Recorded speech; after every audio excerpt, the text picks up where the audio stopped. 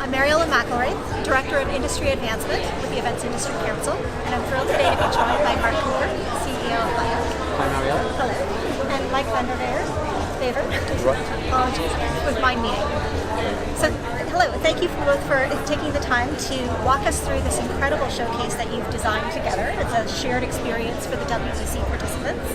So Mark, can you start by telling us a little bit about what you've created here in this space? Sure, I'll be delighted to. Well, Mariela, first of all, this is the outcome of us wanting to lift all of the great research and content that is part of the IACC Meeting Room of the Future report off the paper and into an environment where we can not only absorb it better, but also do something with it, and together as a shared experience come together with meeting professionals, venue operators, great culinary experts to be able to identify the gaps between what we offer today and what we're going to need to offer in 5 years' time. And together, if we can work out what those gaps are, we can try and reduce them.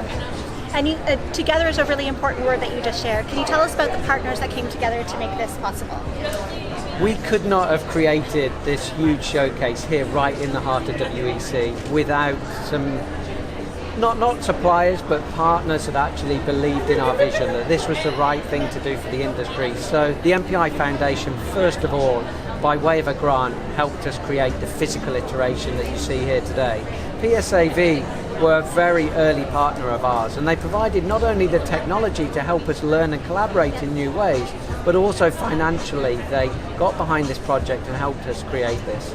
Then if I move beyond PSAV, organisations like All Seated that are working on some great technologies in regards to virtual reality, that alternative to getting people into cars, into trains, or even into aeroplanes to have to evaluate meeting spaces, it's not too sustainable in this day and age. So the way that they're using AR and VR to be able to evaluate meeting spaces is great. They stepped in to be able to do that.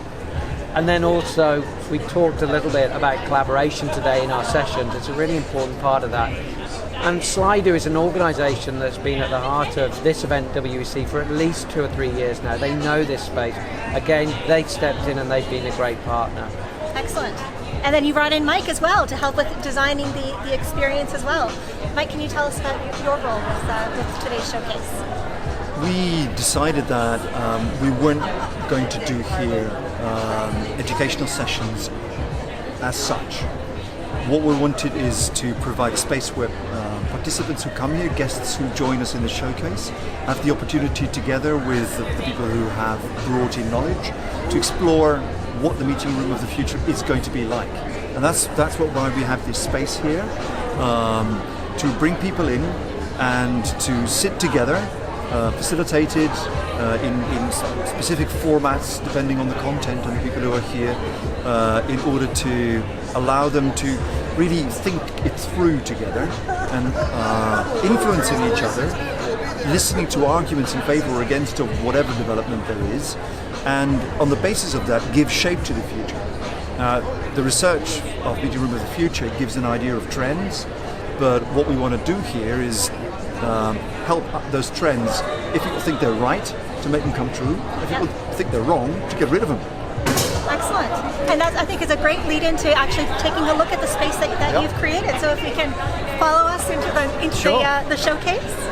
We'd be pleased to. Well, first of all, Mariela, if you look at the general layout that we've got here, it was very important for us to be able to have the audience part of the discussion. So whoever it is that stood up here in the centre facilitating or coming forward with an opinion or a trend, that the audience feel a part of that. So making this small, making it condensed, making it circular. If you think about the first meetings as Neanderthals, it probably would have happened when we were all sat around a campfire, right? So we're kind of replicating that just without the fire hazards. So it was important that we did that for a select number, no more than 35 participants, because again, the larger the group, the less personalised, the less involved that you would want to be. So this was the environment that we created as a result of all of those goals. Excellent. And it's relatively simple if you think of it. The physical impact of that on people determines their behaviour. Like with a setup like this, the people who are furthest in the back are no more than maybe 2 or 3 meters away from the person who's in the middle. And you don't need to make any effort to create interaction in an environment like that. It just happens naturally. Because if you're so close to someone, and you ask them a question, they will give you an answer. Whereas if you have people standing there and then having to cover 8 meters or 10 meters, then there is a barrier. And we experienced in our sessions this morning that there is practically none. Excellent. And behind us as well, we have our the food display. And maybe Maria, you can tell us a little bit about what's happening here. Absolutely. So what we did with the food display is we looked at how we can elevate breaks. So that was one of the main reasons we looked at elevating breaks and really creating an inclusive dining experience. So with the inclusivity of the food, we looked at breaking it out into gluten-free, dairy-free, and also vegan components as well too. So we looked at that side of it. So in our AM breaks, we did something like this, which is your classic breakfast bread, which would be a lemon breakfast bread, dehydrated strawberries, a little bit of chia seed in there as well too. Definitely raise the protein level of that bread, and also cuts down the amount of fat that we have to put into the bread, and very little sugar added. We've done a puffed quinoa power bar. So puffed cereals are very standard in the market right now. Quinoa, again, a great protein to work with. All natural flavors, dates, seeds, raisins, and in this one as well too, we also have a vegan chocolate chip as well too, which was fantastic to actually get that chocolate component back in there for vegans and for people that have dairy allergies as well.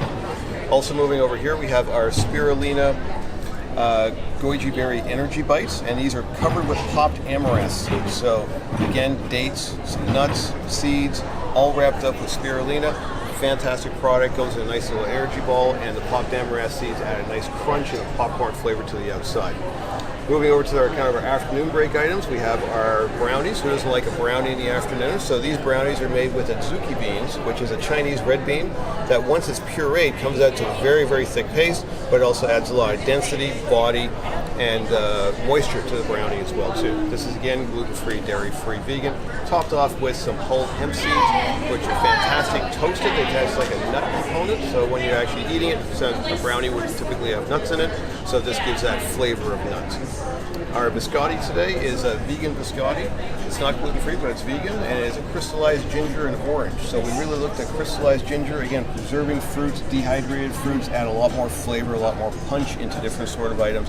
And this has a nice balance between something a little spicy and a little sweet as well too. And the last one we have over here is our Kale Chips. And the Kale Chips is our play on what a potato chip would be. So it's kale dehydrated with nutritional yeast, red peppers, a little touch of garlic, and cashews. And once that's all been put together, put in the dehydrator for about 4 hours, comes out with a beautiful chip, nice and crunchy, lots of flavor, and almost no salt as well too. So incredibly healthy for you. And then what we looked at, again, focusing on making sure that these break items and our sample items were inclusive for everybody coming to the booth today. Excellent. Thank you very much, Murray, you. for a great display, and it's delicious too. Please do. It really is extraordinary. Mark, any last words on the research? Why you think it's important that everyone reads it, and the impact that it will have on the industry? Well, this year's research, Mariela, is 2 years on from the last time that we interviewed the same number, around 250 meeting planners in 5 continents. You talked about the changes in trends around areas like the culinary steps that we're making, allergens, dietary requirements, certainly waste management. One of the other ones is cybersecurity. That's something that is really important for meeting professionals. They're starting to evaluate not only the technologies that they're bringing into their meetings today, based upon the level of risk that might create in terms of the security of their data and their delegates' data, but also in terms of the venues that they're using. Do they have the infrastructure to be able to create a secure environment? So it's very interesting, that the meeting professionals now have taken that leap from being early adopters to technology, to actually evaluating it carefully and just making sure that it can be a long, the longevity of it in terms of, being a part of their meetings in the future without creating issues. Excellent. Well, thank you, Mark, for for designing this incredible shared experience here at WEC, and thank you to our watchers, our viewers for participating and being a part of this today as well. Delicious.